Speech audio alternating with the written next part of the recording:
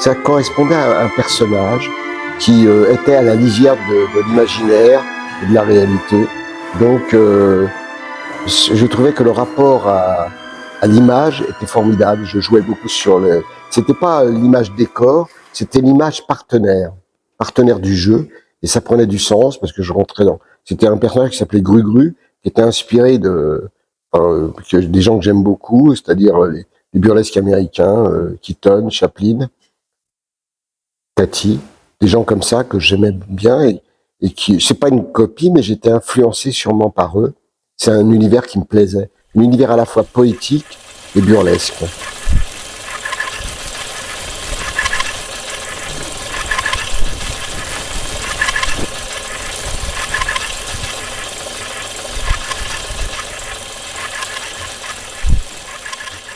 Tout au contraire, elle tournoyait autour de moi dans une espèce de danse, elle m'effleurait gentiment. Et puis j'étais en recherche de forme.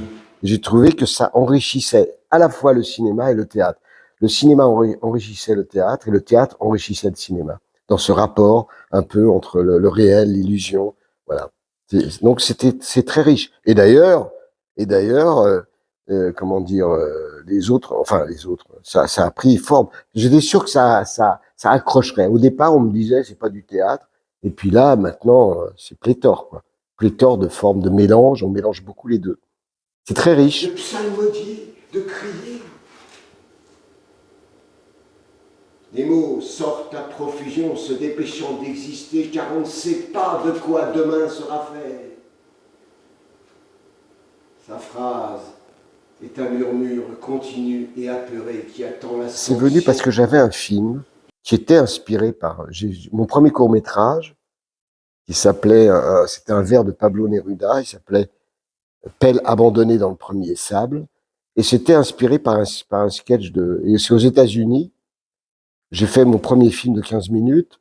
Lonsdal, d'ailleurs, m'avait appuyé là-dessus, Kael Lonsdal, et il m'avait appuyé sur ce projet, il avait soutenu, donc j'avais été financé par le Grec, à l'époque ça s'appelait le Grec, je crois que ça s'appelle toujours comme ça d'ailleurs. Et donc, ce film qui venait du théâtre, et j'ai été aux États-Unis à New York, et c'était un ancien théâtre, le cinéma. Et je sais pas quoi, il y a eu quelque chose qui a dû se mettre en place, tout ça, ça résonnait bien chez moi. Et je suis revenu en France, et je me dis, tiens, je vais mélanger les deux.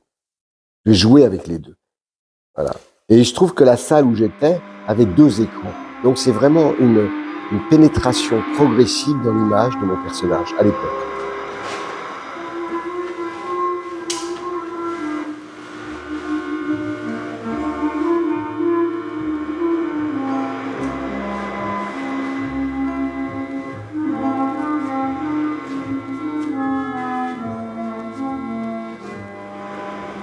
Je sais pas, mais oui, tout à fait. Moi, je pense que ça peut toucher tous les publics. Je crois, parce c'est pas didactique. J'espère qu'il y a, enfin, j'espère qu'il y a de l'humour. Enfin, en tout cas, c'était ma volonté. C'est pas tragique. Bon, il y a une forme de tragédie, oui, mais enfin, je m'en échappe. Je reste pas cantonné dans il me semble. Enfin, j'espère. Non, il y a quand même des contrepoints poétiques, humoristiques. Une décalration d'amur. Une décalation d'amur à la vie. Oui. Non, mais ça me dit bien que ça soit émouvant. Enfin, c'est pas une pièce didactique où je défends rien. Mais c'est un peu la phrase qui m'a bien plu. En fait, il a dit, il est interdit d'être vieux. Moi, je l'ai transformé. Ce rabbi, là, qui avait cette phrase, qui interroge, il est interdit d'être vieux, il disait. Moi, je l'ai dit, je l'ai transformé en il est interdit de vieillir. C'est un peu une provocation, quoi. Il est interdit de vieillir, disait un grand homme.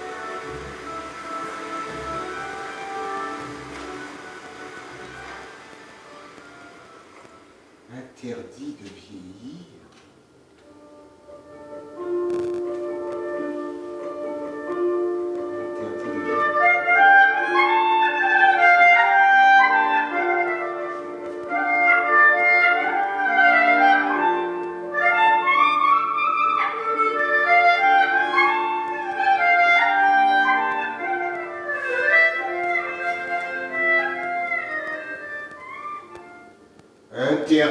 fait vieillir.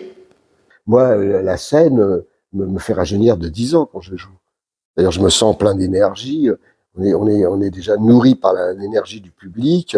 Et puis, c'est stimulant. Enfin, c'est formidable. C'est formidable. N'importe comment, je pense que l'antidote au vieillissement, c'est la créativité de tout ordre. Une créativité. Mais ça peut être tous les domaines. C'est-à-dire rester vigilant, rester en éveil par rapport à ce qui nous entoure et par rapport à nous-mêmes aussi. De quoi on a besoin? Et pas s'enfermer dans une image du vieux. C'est terrible. On est assigné à un rôle. On est assigné à être comme ça. Il faut pas crier, il faut pas faire ci, il faut pas faire ça. Non, au contraire, c'est toujours, on est toujours. C'est-à-dire que j'ai appris Clint Eastwood. Il disait, je ne laisse pas le vieux entrer en moi. Je trouve ça formidable. Il refuse que le vieux entre en lui. Voilà. Et donc, il est en éveil. C'est magnifique. C'est presque une leçon, quoi, de vie. Et tout.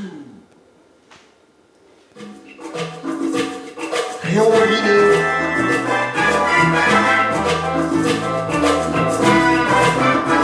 Tout recommencer. Mon objectif, c'est une cohérence du spectacle et autour de ça. Et ce que je dis un peu, c'est que les gens sortent bien quoi de ce spectacle. Sortent pas avec du poids. J'espère qu'ils sortent allégés. Je dis, jouons avec les mots avant qu'ils ne se jouent de nous. Voilà, c'est ça qui m'intéresse, c'est le jeu. C'est prendre la distance qui permet de jouer avec notre âge aussi, et aussi avec plein d'autres choses.